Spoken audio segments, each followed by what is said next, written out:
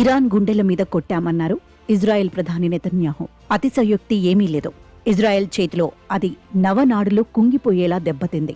అనేక దశాబ్దాలుగా ఎన్నడూ చవిచూడని ఘోర పరాభవం ఇది.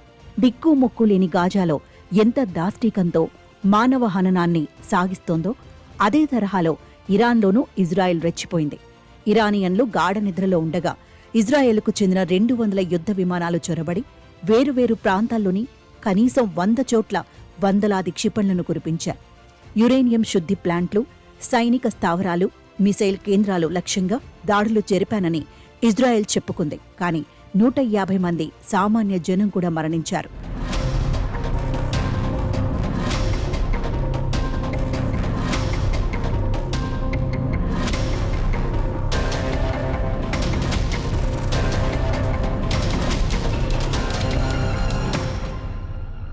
ఇరాన్ రెవల్యూషనరీ గార్డ్స్ కేంద్ర కార్యాలయం మీద దాడి చేసి ఆ సంస్థ అధినేత సహా పలువురు కీలక నాయకులను, అణుశాస్త్రవేత్తలను మట్టుపెట్టడం చిన్న విషయం కాదు. ఇరాన్ ఏకంగా తన సైన్యాధ్యక్షుడినే ఈ దాడుల్లో కోల్పోవడం తీవ్ర అవమానం. నంతాజ్ అణుకేంద్రం సహా అనేక కీలక స్థావరాల మీద పదే పదే విరుచుకుపడి ఇరాన్ అణు కార్యక్రమాన్ని ఇక అడుగు కూడా కదలనివ్వకుండా చేయగలిగింది ఇజ్రాయెల్. యుద్ధానికి కాలుదువ్విన ఇజ్రాయెల్కు గట్టి గుణపాఠం చెబుతానని ఇరాన్ హెచ్చరికలు చేస్తోంది. అది ఎప్పుడో ఏ స్థాయిలో ఉంటుందో తెలియదు.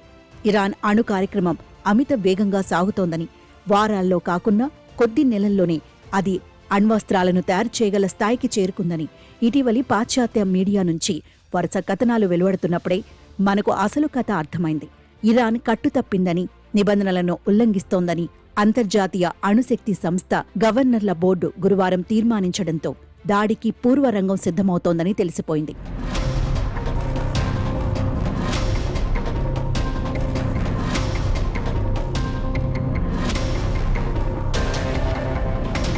ఇప్పుడు నెతన్యాహు కూడా తన ఆపరేషన్ రైజింగ్ లయన్ లక్ష్యాన్ని నొక్కి చెబుతూ 1-2 కాదు, ఏకంగా 9 అణుబాంబులు తయారు చేయగలిగే శక్తి ఇరాన్కు ఉందన్నారు.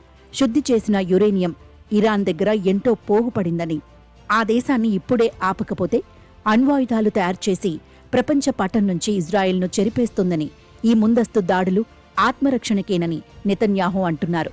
ఇరాన్ ముప్పు పూర్తిగా తొలగిపోయేంత వరకు ఈ ముప్పేట దాడి కొనసాగుతూనే ఉంటుందని హెచ్చరిస్తున్నారు. ఇజ్రాయెల్ దాడుల్లో నంతాజ్ అణు కేంద్రం పూర్తిగా ధ్వంసమైందని IAEA ప్రకటించింది. ఒక పక్క అమెరికాతో దశలవారీ చర్చలు జరుగుతుండగా ఇజ్రాయెల్ ఈ దాడులు చేయడం విశేషం.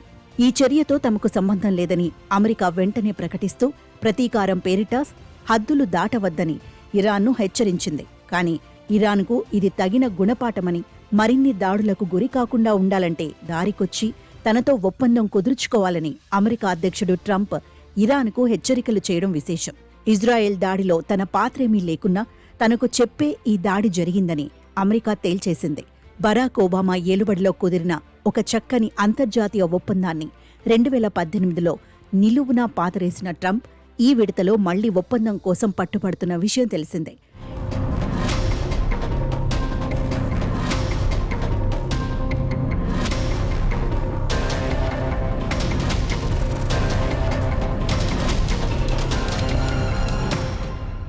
ఇరాన్ 400 కేజీల యురేనియంను నాశనం చేయాలని ట్రంప్ ఒత్తిడి చేస్తున్నారని, అందుకు ఇరాన్ అంగీకరించడం లేదని వార్తలు వచ్చాయి.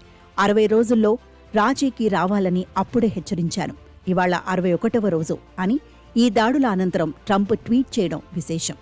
అప్పట్లో ఒబామా ఆధ్వర్యంలో కుదిరిన ఒప్పందం ఇరాన్ను మిగతా ప్రపంచానికి జవాబుదారీని చేసి పరిధుల్లోనూ పర్యవేక్షణలోనూ ఉంచింది. అప్పటి వరకు యుద్ధ భయంతో ఉన్న ప్రపంచానికి ఎంతో ఉపశమనాన్ని ఇచ్చింది.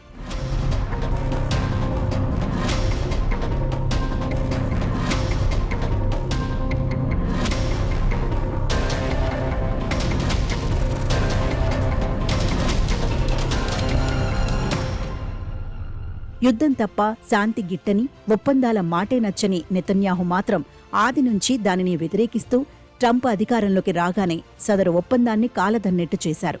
ఇప్పుడు మళ్లీ ఒప్పందం పేరిట ఒక కొత్త కథకు ట్రంప్ తెరతీసిన ఇరువురి అంతిమ లక్ష్యం ఇరాన్ను నాశనం చేయడమే.